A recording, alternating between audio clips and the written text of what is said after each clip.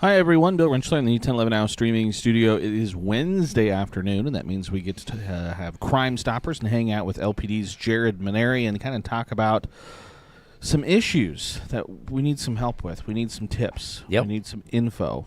We need the dirty details. Absolutely. I got dirty details. You want to go jump into it? Let's just jump right into it. So we got 2 cases again. And first one, we have a lot of videos to show today. We do. 4 videos for 2 cases. This is the first.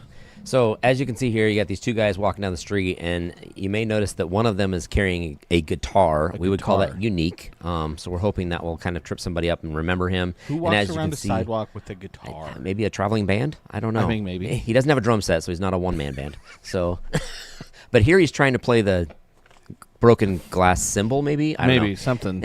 Bad instrument. So basically what he's doing here is he's throwing a rock at the window of the Farmers Mutual building at 12th and K Street, and he ends up breaking the window on the door at that corner. I don't know why he decided to do this. I don't know if this is anger or just kind of messing around. Maybe it's part of his act. I don't know.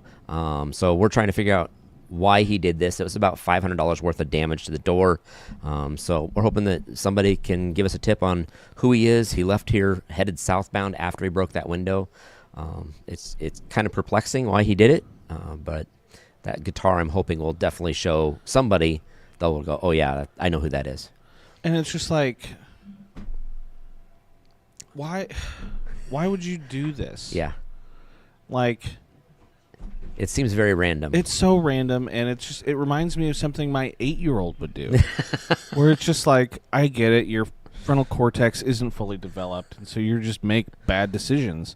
But like, and you guys have a picture of, Yes. and now you got to call the window person, you got to get it sized, Right. you got to get it replaced. It's just such a pain. I mean, the window people don't mind. The window people don't but, mind. the rest of us, it's kind of an annoyance to have to go and fix something like this when, I mean, we don't know if there's a reason that he doesn't like this company or if he's just messing around. So I would imagine, correct me if I'm wrong, you don't like any crime. But this has to be just like some of your least favorite, where it's just like, really? Why? Actually, the next case is one of my least favorites because I really hate frauds when people take advantage of people. So let's just lead right into it. We'll just go right into it. 2 videos here of some fraudsters. So this is basically the area 61st and Benton Street. These 2 guys were going door to door talking to homeowners and just basically saying, hey, can we help you out with any home projects? An 86-year-old gentleman basically took him up on this and asked them to help him with his driveway. They agreed to basically recaulk the entire driveway for him for about $69. And then as they started working, they decided that it was $69 for each canister of the sealant or the acetone they said that they needed to use. And you can see this guy, he's in the driveway there with that hose. He's actually like spraying something on the driveway, saying it was acetone to take the old caulk off. And in this case, it sounds like maybe it was actually just kind of like a gray spray paint that they're putting on the ground. So now he's got a driveway that's half painted gray as well. So in the end, they tell him he owes them about, just under $4,000. And they basically get paid for this job and leave without ever finishing the job. So from the beginning, it seems like it could have been a scam. If it wasn't from the beginning, it definitely turned out to be one. Yeah. So as you can see here, we think this is a white Dodge Ram pickup truck. So maybe somebody else in the area, if they were going door to door, maybe you have better images for us. We'd take that even if you don't know who they are. But if they're local, we definitely would like to see if somebody could help us identify these guys. And so, again, an almost $4,000 loss. Yep. Half-painted driveway now that you probably got to spend some money on to potentially get all that figured out. Yeah, okay. I like this one less than the window. It's more annoying. I mean, to this me. is really bottom of the barrel stuff, though. Yeah. So it's taking advantage of people and just kind of ruining their day for no reason. Obviously, they're profiting from it in this case, but like when people steal purses from people at the stores, those are the kind of things that I think annoy me more than anything. Yeah. Obviously they're not to rise to the level of a homicide where you have a lot of victim status in that, but in these kind of cases, it's an annoyance for a lot of people, but it's also a costly annoyance for some. It is. It is. It's Jared. I know. I mean, I got your phone number and your Twitter and your Facebook. I know how to get in touch with you, but if anyone else needs to get in touch with you about either of these cases, Yeah. So you probably don't want to call me personally. The good thing to do is to either call LPD itself and talk to an officer at that 441-6000 number. Or, of course, if you want to remain anonymous or be eligible for any cash reward, you do have to go through Crime Stoppers. That's a separate organization from the police department. And their phone number, 402-475-3600. Of course, you can go on LincolnCrimeStoppers.com to see these cases, other cases that we're looking for help on. And, of course, that P3 app, which is my favorite, you download that to your phone, and then you have the ability to report crimes, check on your tips, see if you have rewards, even have some two-way conversation with investigators, and it is all completely anonymous. They cannot track back to you. There you go. And again, this is what that Crime Stoppers website looks like right now. Again, you can see the 2 crimes that we just talked about, and many, many others. You guys very diligently go through and curate and update this site. So, I mean, even if you're just curious as to kind of what the underbelly of Lincoln is maybe looking like right now, you can go check it out, and you put, hey, this case has been cleared, or still looking for tips. We try to get it updated when we have a case cleared. That way, if somebody did call in a tip, they know that they can call in and ask if there's a reward for that case. So if you're tipster, you can obviously go back there and just see if there's a reward for the case you worked. There you go. And so at the very top of the Crime Stoppers page, you may have noticed this image right here. Yeah. Which... you've been working hard, Jared, getting this all put together. About 2.5 more weeks now, I think. If this is as fun as I think it is in my head, it's going to be a riot. Now, maybe I have visions of grandeur in my head, but I really think this is rather have you time. have visions of grandeur than not. That's true. That's true. We sold a bunch of tables, or obviously we have some still for sale. We're trying to get everybody to buy their tables by Friday so that we can have time to get some of the final details ironed out before the event. The event is Friday, November 7th at 7 p.m. We'll be at the Scottish Rite Temple downtown. And this is it's called a trivia night, and there will be trivia questions. It's all benefiting the Crime Stoppers fundraiser, and it should be a great time. There are going to be some other games. They're going to give you dinner. McGruff may make an appearance. I just found out he came into town just for this one. Let's see. We may have some photo booths there. We'll obviously have some silent auction items there, and then we're going to have this special guest on the stage. Some that you may know. Bill. I mean, I might. Ken's going to be retired by then. Maybe I'll just see if Ken wants to do it. There you go. Maybe he's tired. He's like, I'm done. I'm going to go hang out at trivia night all night. Yeah, hey, it's a good way to spend your retirement, if you ask me. No, I'm super excited to come hang out.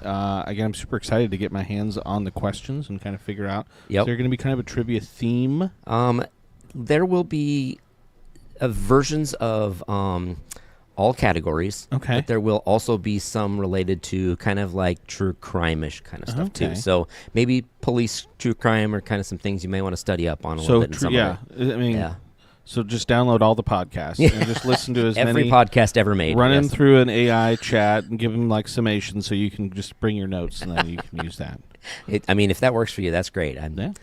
We're still coming up with all the questions, and I think it's going to be interesting. Trying to make it as broad as we can, so it's not all based on one thing, so everybody has a chance. Because some people don't care to watch those kind of shows, but there will be a few trivia questions in there. That might be your little tip on some of them. Will there be any Jared Minary trivia questions? Oh, I hope not. Nobody wants to know those. Are you giving the final go no go for each trivia question, or is that a collaborative effort? I am very involved in it. Let's put it that way. Okay. So yeah, right. I can't tell all the super secrets about the event in that way. We'll have to wait till we're off camera. And you'll get them in advance, but you can't share them with anybody. You'll be contractually obligated. Pinky swear I will not tell anyone. I will not even tell my dogs at home. No, but I'm super excited. It's going to be a super fun event. Again, I know not Boo at the Zoo. Zoo Done It. Zoo Done It. Thank you. There's so many zoo events that play off the word zoo. They are, yeah. But Zoo Done It was, again, wildly successful the last couple of years, and excited to keep that going to, again, benefit, like you said, the Crime Stoppers program. Again, all the cash rewards, the computer program that you guys use, all of it, the app. It's all basically, I mean, you do multiple fundraisers through the year, but this is the big one. Yep. This basically keeps the whole program alive. As you said, we pay for the program, we pay for the phone call line that you talk to the dispatchers of at a call center. We pay for the equipment that is necessary to do all this for the police department. So this program actually provides all of that to the police department, so that way they can access the tips. And obviously, when we have a good case and we get a reward, those rewards are paid out of this fund as well. Some of it is for marketing as well, to try to get, like when you go to an event, have things to hand out and kind of get the name out there. So it's kind of a plethora of things we do with that money, but it is very important to keep Lincoln safe, in my opinion. It's made a lot of cases that normally wouldn't have ever been solved because of this program. And again, I'm sure, I know you've done it. You did it last year. I guess will you share any information like the case rate closure and stuff like that at the event? Yeah, we might talk about it a little bit. I don't want to bore people with statistics and charts and diagrams, but I mean, if you would like me to, I could bring a couple. For a living. That's true. Okay, I'll have a separate side just for you, just so you can go through all the diagrams. I'll bring and my ooh weather and ah. clicker, and we can. Because it is about a 50% closure rate, which I know you've said in the past. If you look across the whole country, it's huge. We're not number one. We're close to it. Yeah, and I would say that there's no other program in the United States or world that I know of that is doing what the Lincoln Crime Stoppers program is doing. Oh man, that's so cool. So I think if many other jurisdictions did this, there would be a massive amount of cases that are getting cleared in this country that just are right now are not even being solved. Yeah. So it's kind of sad. A lot of them, like we talked about today, some of these smaller cases would never make the news in some of your bigger cities. Yeah. But they still have a victim behind it that's definitely impacted and would love to see that case cleared and get some kind of restitution or just justice or justice whatever. Yeah, whatever it might be. Oh man, super So cool. I'm jacked. I'm so excited for it. It's going to be a good time. It will be a good time. And like you said, there'll be dinner, there'll be drinks, silent auction, tons of fun stuff. So again, if we don't book the ticket by Friday, can we still get tickets leading up? There will be some that we'll try to sneak in the end, but we definitely, if you're planning to go, get your table together and try to book it before this weekend, so we can actually plan for food and things like that. Okay.